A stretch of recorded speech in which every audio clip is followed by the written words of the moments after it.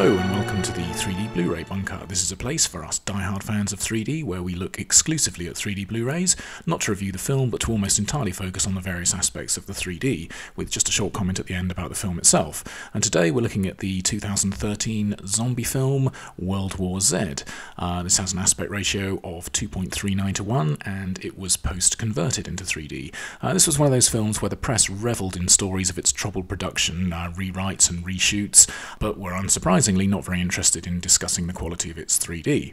Gossip about spiralling budgets and bad blood seemed to be a lot more vital to most people than good 3D. The film was directed by Mark Forster, whose previous film had been the James Bond effort Quantum of Solace. One of the complaints that film had attracted was its use of shaky cam and fast editing, particularly in its opening car chase, which for my money is one of the most disappointingly constructed James Bond action sequences. Very fashionable filmmaking maybe, but not much fun to watch. I've no idea at what point it was decided to convert World War Z into 3D, but my guess is that it was either very late in the production, or if it was during pre-production, then the director wasn't especially interested. I can imagine a meeting where someone may have advised him that his fast cutting and shaky cam isn't very conducive to a good 3D experience. Actually, I hope someone advised him that this style of filmmaking isn't all that conducive to a good 2D experience either, but that's an argument for another day. Anyway, before things get all a bit too shaky, there's a very nice view of this street where there's loads of depth and the 3D looks to be very well done. The camera pans down this view at a sensible speed, so it's a piece of 3D that has plenty of time to breathe, and it draws us into the sequence.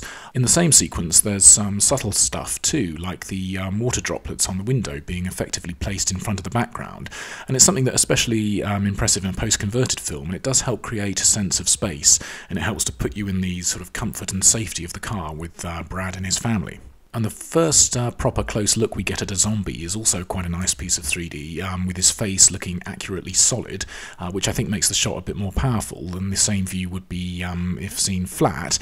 Even though it isn't emerging from the screen, the depth in the top-down view still takes you much closer to it.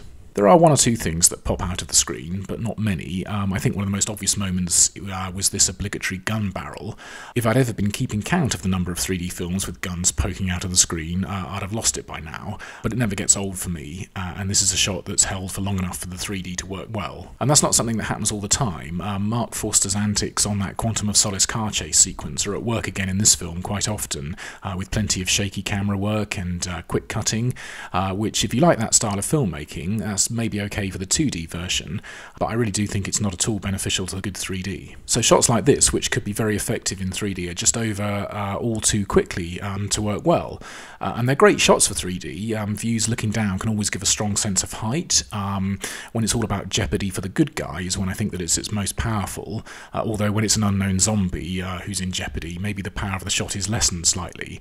Still, however much you care or don't care about this character, I think the 3D would have been more effective if the shot lasted longer than it does.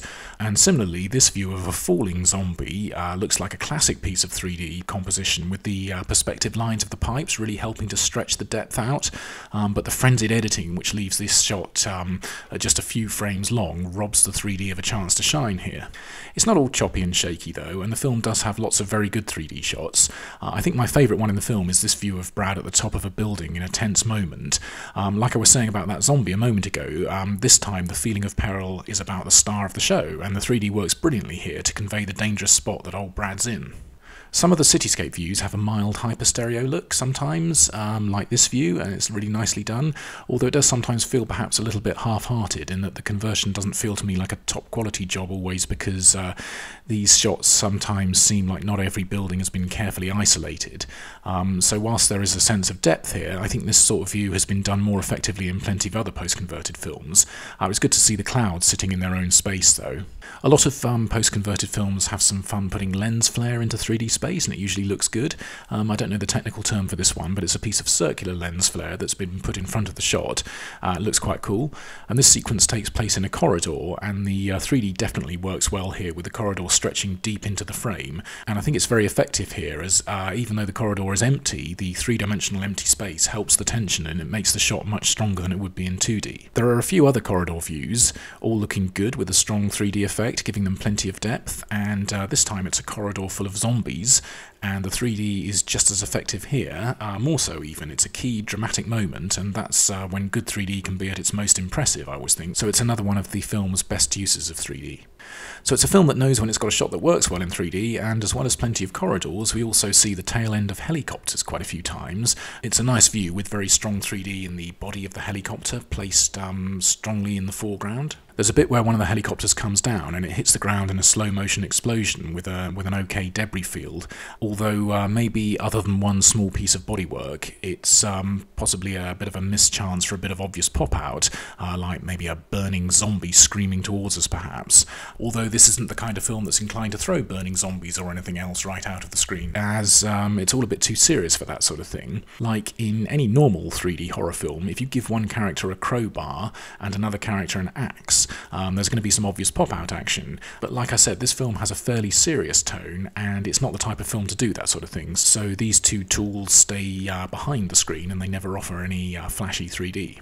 There's a sequence set in the rain, and they do a pretty good job of putting us in the storm by making some solid depth throughout the raindrops, like approaching the runway here, or it's also good down on the ground, even if there is something just a little bit odd about seeing Brad Pitt riding a bicycle. Nothing against cyclists, I am one, but whereas Tom Cruise storms around in his films on big powerful motorbikes, there's just something that feels a little bit silly about seeing Brad on a push bike. An even better particle moment is all this ash floating around some corpses. I think it's another one of the film's best 3D moments, and there are various views of this ash in the scene, where it floats way out in front of and behind the screen. It's very atmospheric 3D and a very atmospheric moment. It's great stuff. The film's best-known set-piece, and its key image, is this tower of zombies all scrambling on top of each other with their single-minded and relentless purpose.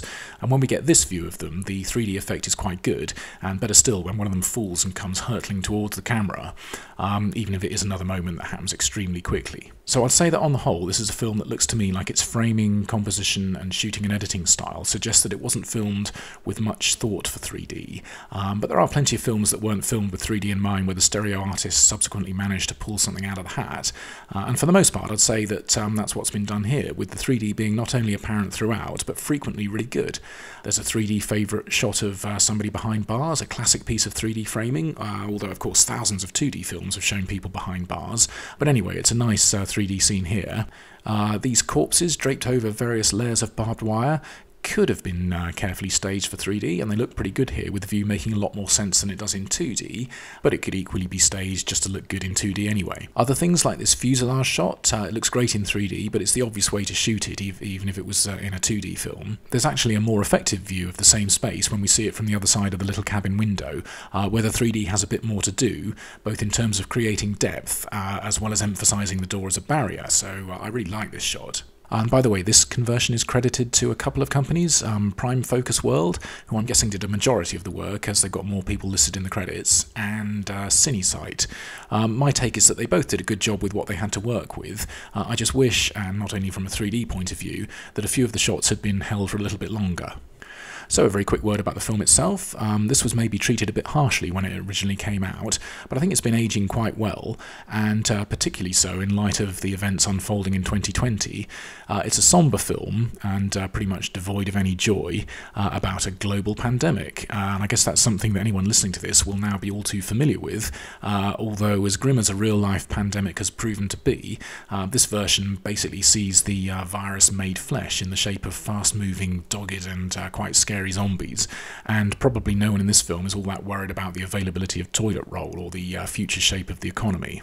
Brad Pitt's on good form as the serious hero of the piece, juggling keeping his family safe and trying to save the world, and I think he plays it really well. I really like the way we're thrust into the action with virtually no warning, and when the camera's held still for a while, I thought that a lot of the film looked great, especially the Jerusalem sequence, which also had the best of the zombie action scenes.